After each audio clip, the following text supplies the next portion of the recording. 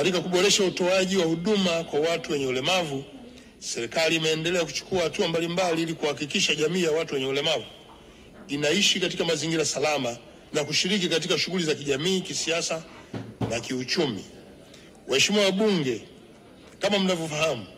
serikali imezindua mpango kazi wa taifa wa ustawi wa haki kwa watu wenye ualbino kwa mwaka 2024-2025 mpaka 2028-2029. Mpango kazi huo unaainisha hatua zinazohitajika katika kuzuia, kukabiliana na kutokomeza kabisa ukatili kwa watu wenye ualbino.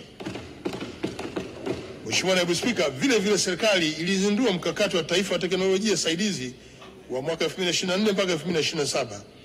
ambao unatoa mwongozo wa kimkakati kwa sekta zote, kuweka mazingira wezeshi ili kila Mtanzania mwenye uhitaji wa teknolojia saidizi aweze kupata kwa wakati na kwa gharama nafuu. Aidha, serikali izindua kazindata na mfumo wa taarifa za watu wenye ulemavu unaotokana na matokeo ya sensa ya watu na makazi ya mwaka 2022 ambao utawezesha matumizi ya takwimu ya sensa katika kutayarisha programu za kuwawezesha na kuwajengea uwezo watu wenye ulemavu. Uwezo huo ni wa kutumia fursa mbalimbali zinazotolewa na serikali pia na wadau wa maendeleo katika kujiendeleza kiuchumi, kijamii na kimazingira. Mheshimiwa Naibu Spika, katika mwaka wa fedha ujao 2025-26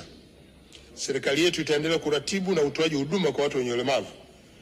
na hasa katika kuboresha na kutekeleza sera, sheria, mikakati na mipango mbalimbali ya kitaifa, kikanda na kimataifa inayolenga kuwawezesha watu wenye ulemavu kuweza kumudu kufikia malengo yao kiuchumi, kijamii na kisiasa kwa kuimarisha ushiriki wao katika nyanja zote.